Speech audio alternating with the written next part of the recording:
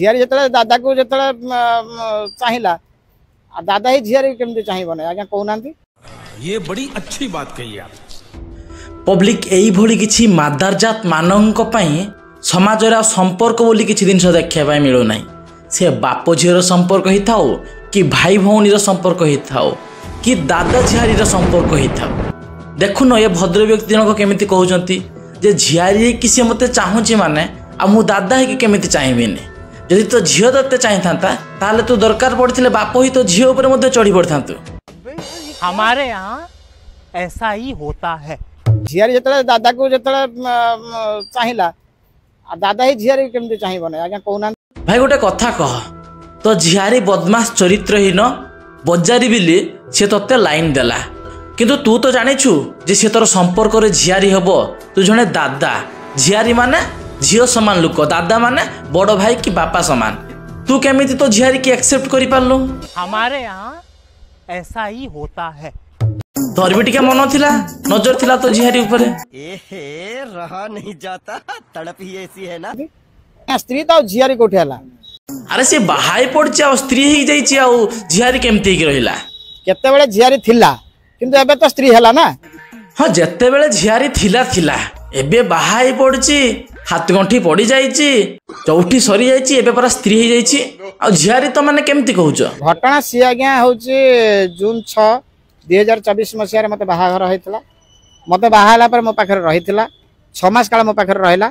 December 7 रे मो पाखरु गला उत्कर्ष फाइनेंस कंपनी हरभंगा ब्लॉक बौद्ध जिला को चाकरी करिया पय।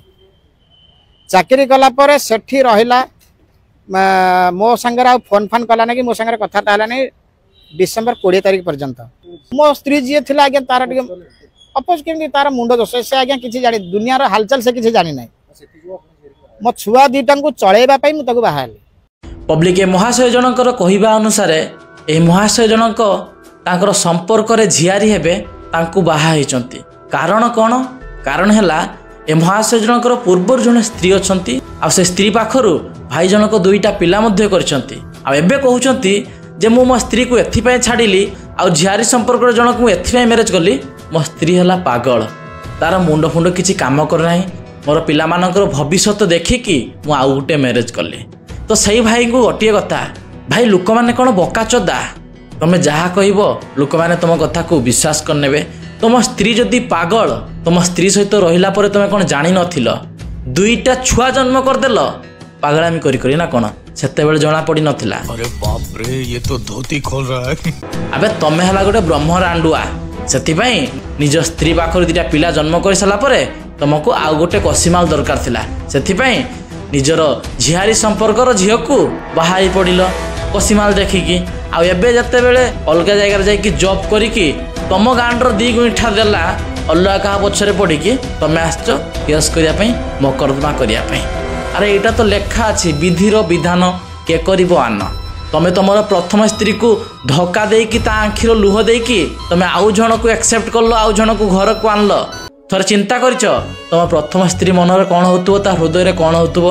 अरे आजिका टाइम रे समस्ते फूड को शेयर करि पारिबे किंतु केबे केही मनर मनीष को शेयर नुहे से पुओ हो कि झील हो केही चाहेनी जे तार स्त्री की आउ केही भल पाओ कि तार स्वामी की आउ केही भल पाओ। छाड़ी काहे गलो मते छाड़ी की गला आज्ञा मु भाबुजी बदे से आउ को टोका प्रेम रे पड़ी जाईची बोली सेति मते छाड़ी जाईची बोली मु भाबुजी। आपण को से प्रेम देई बेले मु आज्ञा केमिति देई पारि बोली मु भी सेटा भाबु जानि पार नै केमिति ताको प्रेम देबी को प्रेमटा केमिति भी मु जानि नै। अरे 6 मास थिला से 6 मास भितर तमे ताको सेति की भल पाइबा सेति की फीलिंग्स देई पालनी बोली से जॉब बहाना रे आउ का पाखरु भल पाइकी ताको निजर मन देई देला। तमे जदी सेति की भल पाइबा देई पारथांत तो से आउ कोन पई ओले जाकु जाईकी देखै थांता पछ। अरे तुम लोग क्या जानो औरत की गर्मी क्या होती है। हेतिला 6 मास काल मो पाखर रहिला। डिसेंबर 7 रे मो पाखरु गला उत्कर्ष फाइनेंस कंपनी हरभंगा ब्लॉक बौद्ध जिला को चाकरी करिया पय। चाकरी कला पर सेठी रहिला मो संगे आ फोन फान कला नै कि मो संगे कथा ताला नै।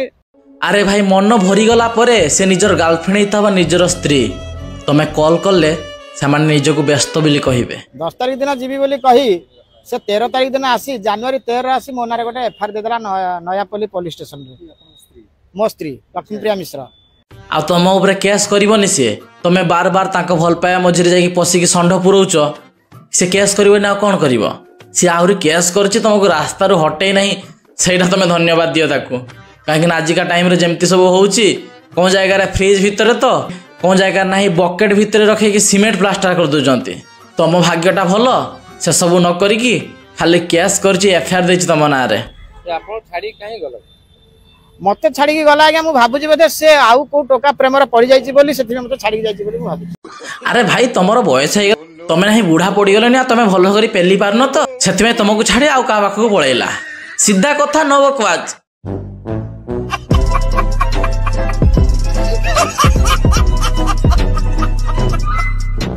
କେମିତି ତାକୁ ପ୍ରେମ ଦେବି, କୋଉ ପ୍ରେମଟା କେମିତି ବି ମୁଁ ଜାଣି ନାହିଁ। ଆରେ ପ୍ରେମ କେମିତି ଦବ? ଆରେ ପ୍ରେମ ଦେବା ପାଇଁ ହେଲେ ଲଙ୍କା ଗୁଣ୍ଡି ଆଉ ପୁଡ଼ା ମୋବାଇଲକୁ ମିକ୍ସ କରିକି ପେଲିବା ପାଇଁ ପଡ଼ିବ, ଦିନେ ଯାଇକି ଭଲ କରି ପ୍ରେମଟା ଦେଇପାରିବ।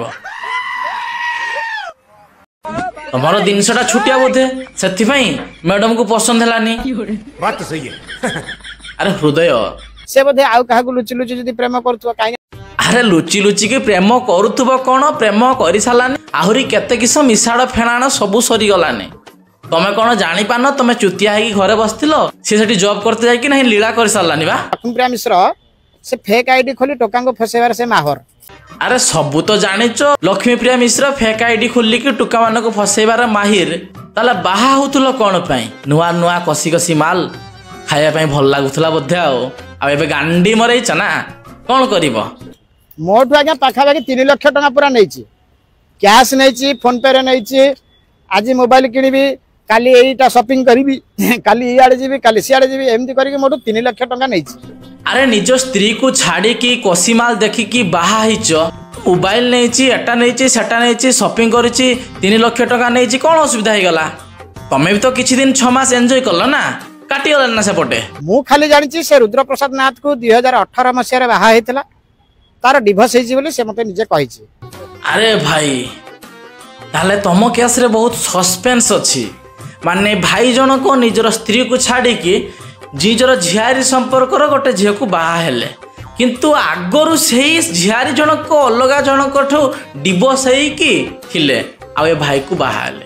ମାନେ ଭାଇଙ୍କର କଥା ଶୁଣିକି ଏତିକି ଆମେ ଜାଣିବା ପାଇଁ ପାଇଲୁ ଯେ ସେ ଝିଅଟା କେତେ ନମ୍ବର ଖେଳୁଆଡ଼ି ହେଇଥିବ। ଆଉ ଏଇ କଳିଯୁଗ ଏମିତି ବହୁତ କେସ୍ରେ ଯେଉଁ ସ୍ୱାମୀମାନେ ନିଜର ସ୍ତ୍ରୀକି ବିଶ୍ୱାସ କରିକି ଛାଡ଼ି ଦେଇଥାନ୍ତି, ସେଇମାନେ ଅଚାଞ୍ଛା କିଳା ନେଇଥାନ୍ତି। କାହିଁକି ନା ଆମେ ଯେଉଁ HR ଯେଉଁ BM ଭରସାରେ ଛାଡ଼ିକି ଥାଉ, ସେଇମାନେ ହିଁ ଭଲ କରି ଖେଳ କରିଥାନ୍ତି। ଆଉ ଲାଷ୍ଟରେ ଆମକୁ ଏଇ ଦିନ ଦେଖିବା ପାଇଁ ମିଳିଥାଏ, ଆମକୁ କୋର୍ଟ କଚେରୀର ଦ୍ୱାରସ୍ଥ ହେବାକୁ ପଡ଼ିଥାଏ ନିଜର ମା ଇଜ୍ଜତକୁ ମାଟିରେ ମିଶାଇ। ତ ପବ୍ଲିକ, ଆଜିର ଭିଡ଼ିଓ ବନେଇବାର ମୋର ମୁଖ୍ୟ କାରଣ ହେଲା, ଆଜିକା ଟାଇମ୍ରେ ନା କୌଣସି ସମ୍ପର୍କର ଭ୍ୟାଲ୍ୟୁ ଅଛି ନା ବିଶ୍ୱାସ ଅଛି। କାହିଁକିନା ଆମେ ଯାହାକୁ ଆଖି ବୁଝିକି ବିଶ୍ୱାସ କରିଥାଉ, ସେ ହିଁ ପ୍ରଥମେ ଆମ ବିଶ୍ୱାସରେ ବିଷ ଦେଇଥାଏ। ଯେଉଁ ଘଟଣାଟା ଏ ଭାଇଙ୍କ ସହିତ ଘଟିଛି। ତ ଆପଣମାନଙ୍କ ମତରେ ଏ ଭାଇ ଜଣଙ୍କ କଥାରୁ କ'ଣ ଲାଗୁଛି? ଏ ଭାଇ ଜଣକ ସତ କହୁଛନ୍ତି ନା ମିଛ କହୁଛନ୍ତି? କମେଣ୍ଟରେ ଜଣାଇବ। ଆଜି ପାଇଁ ଏତିକି, ପୁଣି ଦେଖା ହେବା ଗୋଟେ ଅଲଗା ଭିଡ଼ିଓରେ। ଜୟ ହିନ୍ଦ, ବନ୍ଦେ ମାତରମ୍।